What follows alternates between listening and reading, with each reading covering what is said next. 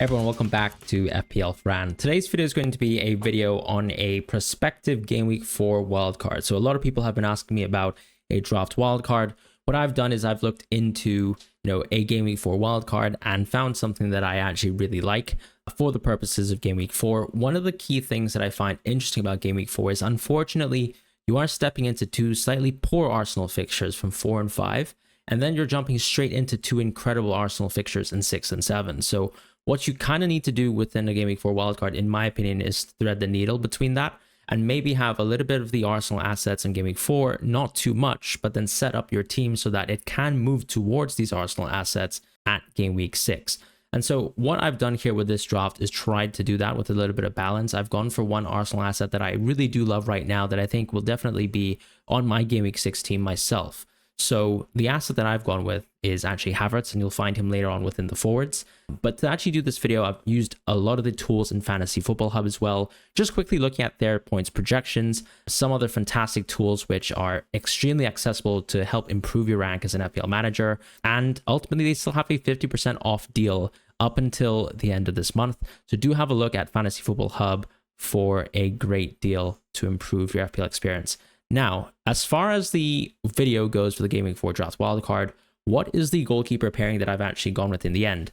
I've taken a little bit of a leap of faith here, and that's because I think that the golden piece of information that we got from Fabian, the Brighton coach, is actually that he's going to use a number one for the whole season. So no more De Zerbi disaster rotation. We have a number one goalkeeper, and that's Verbruggen. We saw Verbruggen play in the previous match, and I think the rotation that I love the most now at 5.0 in terms of costs, right, as a true goalkeeper pairing compared to, let's say, a 5.5 for Alisson and Raya, who obviously still look extremely competitive. Liverpool look great. Arsenal continue to look fantastic. Flecken and Verbruggen, however, is the rotation that I really like, because ultimately I think the run of games for Brighton do overlap really well with Brentford. And if you look at most people's sort of prospective drafts and what are their ideas for Game Week 6, it's to go to Brentford players. And by having someone like Verbruggen, who covers most of the good fixtures, even in the short term, you're looking at basically capturing Ipswich at home, Nottingham Forest at home for Verbruggen, and then you're jumping onto the sea of great fixtures that Brentford have starting from Game Week 6. So I do really like this rotation, and Verbruggen still feels to me like a really underpriced goalkeeper, because I'm thinking that Brighton are actually, once again, a team that look really strong this season, with finally much more added depth and no European fixtures to contend with. So that's the goalkeeper pairing that I like. In the defense, I've actually gone with Konsa, Guehi, Robertson, Lewis, and Pedro Porro. What I like about Pedro Porro is looking at the positions he takes when you watch a match like Newcastle. I'm someone who benched Porro, and I feel like I was so confident doing so because I'm pretty sure that I kind of nailed in that they were going to lose their clean sheet. But even still, he was extremely scary to watch. Took the most amount of shots that game for Tottenham, which is super impressive. The underlying data is there. And when we compare to some of the great assets that we actually looked at in the preseason and thought were going to be really good, when I'm comparing to the likes of Munoz, some of the other attacking fullbacks, Pedro Porro is far, far clear outside of Trent. But Trent is very hard to afford, and that's why Trent's not in this draft. I've gone with Lewis as well, because I do think that he is a punt worth taking on for many, many managers. The reason why is, ultimately, we know that either Rico Lewis is going to play most of the games this season, very much like Walker did, playing 18 games in a row last season, or you either lose the opportunity on Rico Lewis and you kind of see him as a future transfer out. I think the opportunity cost, though, of actually getting a Man City starting player for the most part in Lewis with the attacking positions that he takes on is just a ridiculous gamble to not take up on, because if Lewis was just a defender, I think maybe there's an argument to say he's as risky as Quansah, he could be worse. But I think the reality is when you look at the positions that he's taking on the pitch and this sort of new system of City, which if you listen to a very good expert on Man City, or anyone who's actually sort of trying to look into, let's say, Man City and how they're playing this season, a lot of people do have concerns about where someone like Foden will play, where someone like Walker will play eventually in terms of, whether he's consistently starting games. So I feel like if Lewis can step into even a position where at the bare minimum, he's kind of like Zinchenko last season, where he plays in a lot of these easier games, helps them to dominate the ball, appears in all the spaces that Pep really wants, in less physical games, maybe that's already the opportunity cost that you need to get Lewis. So I really think that Lewis is a great pick. The other picks are very simple. Konsa has a great run of games. Guehi is now at Crystal Palace. They've actually gotten defenders as well to sort of replace Anderson. You might not like Lacroix, but they still have Chalobah. So I really think that the team still looks solid. Robertson, Liverpool with a renewed defense, looking much better from a defensive point of view under Slot. I wouldn't take the step so far to say that Liverpool look outright better on attack. I don't really think that's necessarily true, but certainly on defense, I am very enamored by Liverpool.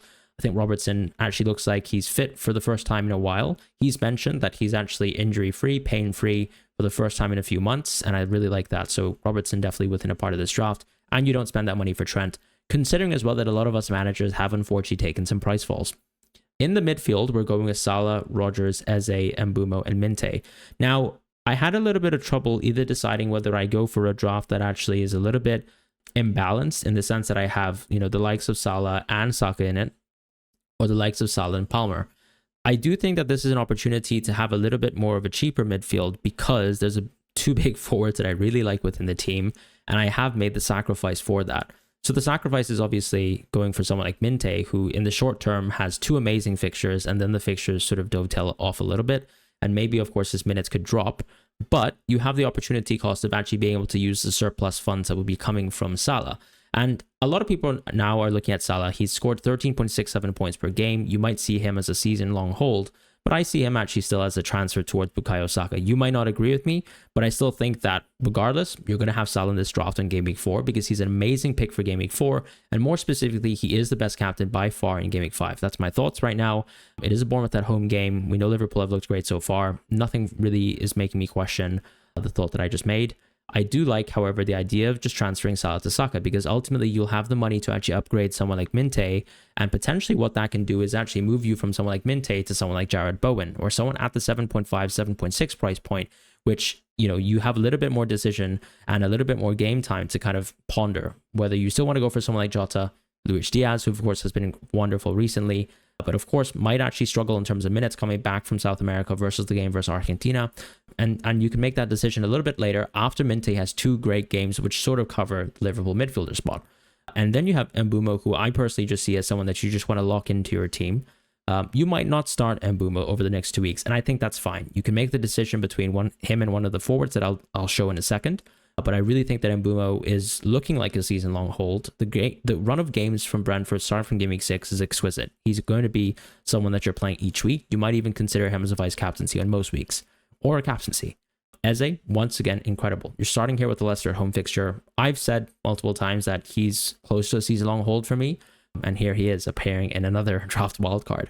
Rodgers, I still think the minutes so far are great. Yes, Champions League is yet to come, but at this price point for a Villa attacker, someone who's actually consistently and a big part of the team, who's actually very well respected by Emery, if you look at the season, who's played a ridiculous amount of minutes in the attacking positions, it's Rodgers. So even if Champions League comes in, maybe Emery might be a bit temperamental and maybe his minutes will change. But I think even if I had to compare to some of the assets last season that were sort of a little bit questionable, someone like Diaby, his minutes were sort of declining week on week. And even by the time I think we got to Game Week 4, the minutes weren't perfect, but we still saw a little bit of upside there. Here we're looking at an Aston Villa attacking asset. He's at 5.0, and I feel like people are saying that he's overrated because he hasn't scored in multiple weeks. And the reality is underlying stats have been okay, particularly at this price point. And you're also looking at him sort of covering over the likes of Mbeumo for the next 2 weeks. He's not someone who's going to break your team because you're spending an additional 0.5 or 0.6.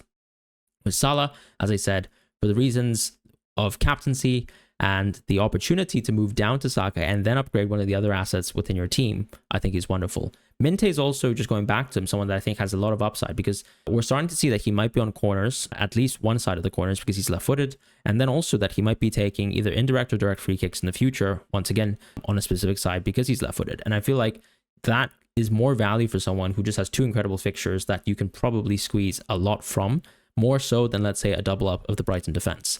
In the front positions, or in the forward positions rather, I'm going with João Pedro, Haaland, and Havertz. Once again here, I think one of the issues with this draft is that you have Havertz and Mbeumo. You might argue that this is a little bit too safe, but I think that you're trying to project ahead in FPL. We're looking at all the forwards right now. Havertz is playing a ridiculous amount of minutes. I can't see those minutes dropping within the team. I think he's an essential part to the squad. The fixtures will only get better, and ultimately it's really only Game Week 5, which is a bit of a problem point. I guess you can kind of see him with a little bit of a different relationship with Mbeumo, where you can play someone like Havertz on this week versus Tottenham away, where Mbeumo is playing Man City. And then when Havertz is playing Man City, you can play Mbeumo versus Tottenham away. So it works out quite well in that sense. On top of that, João Pedro and Haaland, I think, are just absolutely easy grabs here. Haaland is the best captaincy in Game Week 4.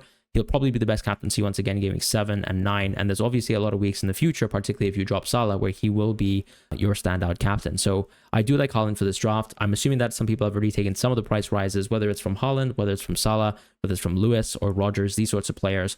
So this draft should be affordable for most managers. If you want to cut down on this draft in some way, I would probably maybe just go and drop someone like Lewis from the team if you feel like it's too risky to go for him.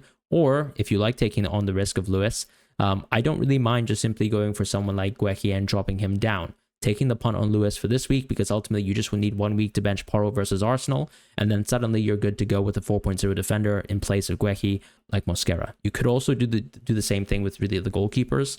Maybe you actually choose to sort of take the 2 bad fixtures for Flecken in Game Weeks 4 and Game Weeks 5. This way, you're actually allowed to just go Flecken, save the 0.5, and maybe you can spend that money elsewhere or actually try to afford a sort of functioning team. Another pick that I think is quite interesting, if you don't want to go for Mbeumo and Havertz in the short term, is you can consider picks like someone like Bowen, who ultimately has a good run of games in the short term, and then you can see him as a little bit of a future transfer towards Mbeumo as well. I think that can work, but that's going to be my suggested Game Week 4 draft wildcard. Thank you guys so much for watching. Let me know what your thoughts are in terms of the wildcard.